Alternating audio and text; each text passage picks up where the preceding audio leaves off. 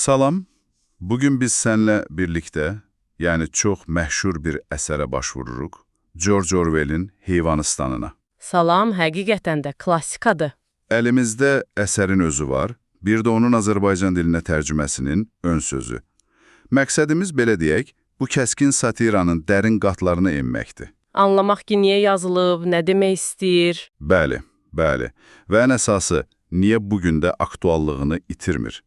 Bu sadəcə bir kitab icmalı olmayacaq. Elədir, bu daha çox siyasi allegoriyanın gücünü, o inqilab ideallarının necə təhrif oluna biləcəyini göstərən bir araşdırmadır. Bəli, Heyvanistan həqiqətən də sadə bir nağıl deyil. Heç də deyil. O, 20-ci əsr tarixinin, xüsusən də yəni Sovet İttifaqında baş verənlərin çox cəsarətli bir bədii əksidir. Amma deyirsən ki, əsəri tam anlamaq üçün gərək müəllifə baxaq, Orwell'in öz həyatına. Mütləq.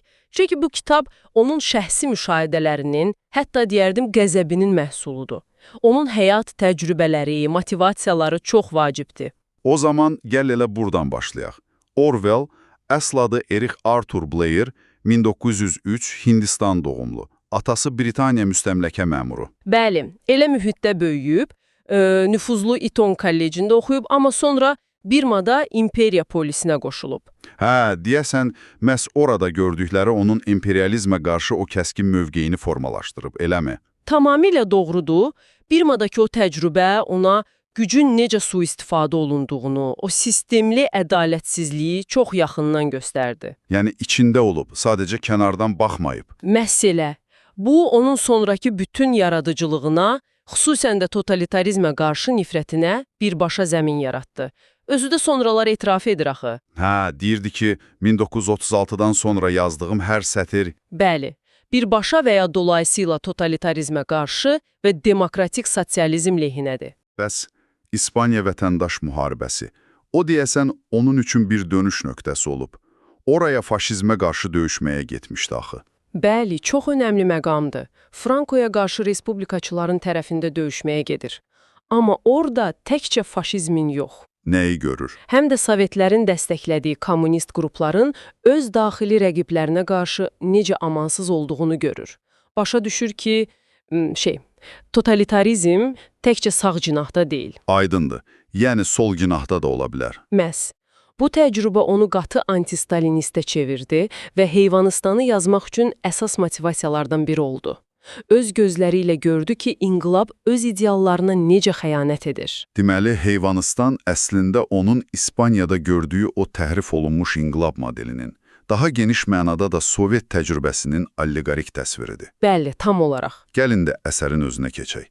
Allegoriya dedikdə nə nəzərdə tutulur və bu əsərdə necə işləyir? Allegoriya, belə deyək də, mücərrəd bir fikri və ya tarixi hadisəni başqa obrazlar, simvollar vasitəsilə ifadə etməkdir. Heyvanistan bu baxımdan klassik bir nümunədir. Yəni, heyvanlar əslində insanları və ya hadisələri təmsil edir? Bəli, Orwell Sovet İttifaqının tarixini, inqilabdan sonraki o hakimiyyət mübarizəsini, Stalinin diktaturasını bir heyvan fermasının timsalında göstərir. Demək olar ki, hər personajın, hər hadisənin real prototipi var. Ən məşhur obrazlar yəqin ki, donuzlardır. Onlar kimləri təmsil edir? Məsələn, Napolyon. Hə, donuzlar inqilabdan sonra hakimiyyəti ələ keçirən yeni elitanı, yəni bolşevik liderlərini təmsil edir. Napolyon heç şübhəsiz Stalinin obrazıdır. Hakimiyyət hərəsi, qəddar, hiləgər. Bəs Snowball? O da donuz idi axı. Snowball Stalinin əsas rəqibi Trotskidir. Daha idealist görünür, intellektualdır, yaxşı natiqdir, amma Napolyon, yəni Stalin, onu güc yoluyla sıradan çıxarır, sonra da xalq düşməni elan edir. Çığırğan var bir də. O Squealer. Onun rolu nədir? Bax, çığırğan çox vacib obrazdır. O, təbliğat maşınını simvolizə edir. Ya Pravda qəzetini düşün, ya da Molotov kimi təbliğatçıları. Yəni işi yalanı həqiqət kimi göstərməkdir. Tamamilə. Napoleonun hər addımını doğrultmaq, rəqəmləri saxtalaşdırmaq, qanunların dəyişdirilməsini izah etmək və ən əsası daimi qorxu yaratmaq. Jones geri dönəcək, təhdidi ilə kütləni idarə edir. Çox ustalıqla qurulub. Bəs digər heyvanlar, məsələn güclü amma çox sadəlöv olan at bokser? Bokser. O çox təsirli obrazdır. O fədakar, amma tənqidi düşüncədən məhrum fəhlə sinifini, yəni proletariatı təmsil edir. Onun o məşhur şüarları var idi. Mən daha çox işləyəcəyəm. Və Napoleon həmişə haqlıdır. Bax, bu şüarlar rejimin istismar etdiyi o kör-körani itaətkarlığın simvoludur. Taleyi də çox acınacaqlıdır axı. Bəli, işləyib əldən düşəndən sonra onu qəssaba satırlar. Amma çığırğan bunu da yalanla ört-basdır edir. Güya xəstəxanaya aparıblar. Dəhşətdir. Digər maraqlı obrazlar da var. Məsələn, hər şeyə şübhə ilə yanaşan, amma heç nəyə qarışmayan uzunqulaq Benjamin. Hə, Benjamin. Bəlkə də Orwell'ın özünün də bir parçasını əks etdirir. Hər şeyi görən, amma dəyişikliyə inanmayan ziyalı təbəqəsi və ya sadəcə bədbin müdriklik. O, həqiqəti bilir, amma fəal müqavimət göstərmir. Bir də qarğa Mozes var idi, Noğuldağından danışan. Moses də kilsəni təmsil edir. O, heyvanlara bu dünyadakı əziyyətlərin əvəzində o biri dünyada Noğul dağından xoşbəxtlik vəd edir. Maraqlıdır ki, həm Johnson, həm də sonra Napoleonun dövründə Moses özünə yer tapır. Çünki hakimiyyətə sərf edir, kütləni yayındırmaq üçün. Tamamilə. Köpəklər isə birbaşa repressiya aparatıdır. Gizli polis, MKVD. Napoleonun gücünün əsas təminatçısıdırlar. Qoyunlar da. Hə, onlar da asanlıqla idarə olunan kütlə, şüarları təkrarlayanlar. Bəli, müzakirələri pozmaq üçün. 4 ayaq yaxşıdır, 2 ayaq pisdir. Bu allegoriyalar həqiqətən çox aydındır. Bəs əsərin əsas mövzuları nədir? Bu sadəcə Sovet tarixinin tənqidi deyil yəqin ki. Daha dərin mesajları var. Əlbəttə var. Əsas mövzulardan biri məncə hakimiyyətin korlayıcı təbiətidir. Görürsənmi? İnqilab nə qədər nəcib ideallarla başlayırsa başlasın. Qoca mayorun o nitqindəki kimi, bərabərlik, azadlıq. Elədir. Amma gücü ələ keçirənlər zamanla özləri yeni istismarçılara çevrilirlər. Donuzların əvvəlcə südü, almaları mənimsəməsi, sonra insanlarla ticarət etməsi, evə köçməsi. Və nəhayət, 2 ayaq üstündə gəzməyə başlaması. Bəli, bu prosesi çox aydın göstərir. O məşhur ifadə də buradan gəlir də. Bütün heyvanlar bərabərdirlər, amma bəzi heyvanlar digərlərindən daha bərabərdirlər. Tam olaraq. Bu ifadə əslində dilin manipulyasiyası mövzusunu çox gözəl ortaya qoyur. Bax, 7 prinsipin tədricən, gizlicə dəyişdirilməsi. Hə, o çox maraqlıdır. Məsələn, heyvanlar yorğan döşəkdə yatmırlar prinsipi. Necə dəyişir? Olur ki, heyvanlar mələfə çəkilmiş yataqda yatmırlar. Yəni, güya prinsip pozulmayıb.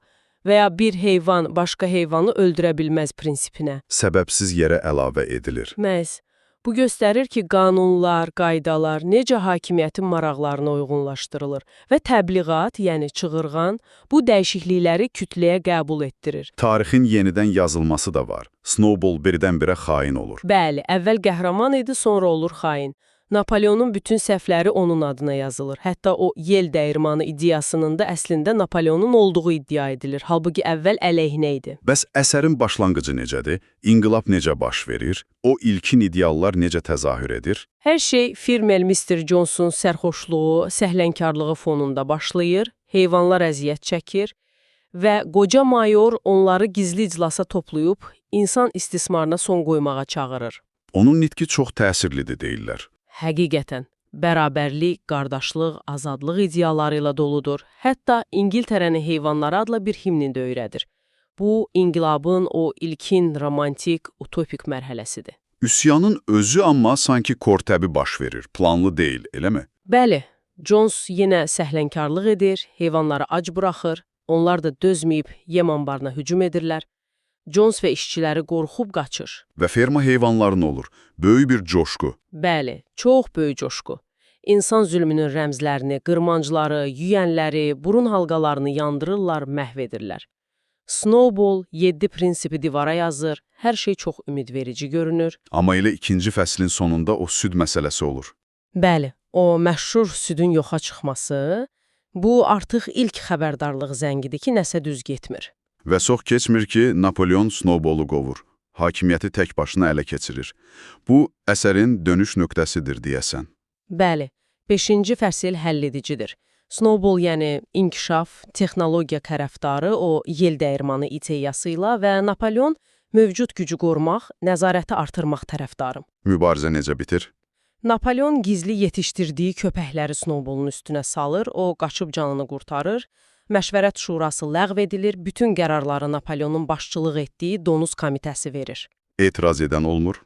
4 gənc donuz etiraz etməyə cəhd edir, amma köpəklərin hırlaması onları susturur, qoyunların mələşməsi də müzakirəni batırır və Bokserin o yeni şüarı Napoleon həmişə haqlıdır.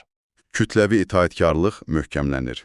Bəli, bundan sonra Napoleon qəsrdən yel dəyirmanı tikintisinə qərar verir və bunu öz ideyası kimi təqdim edir.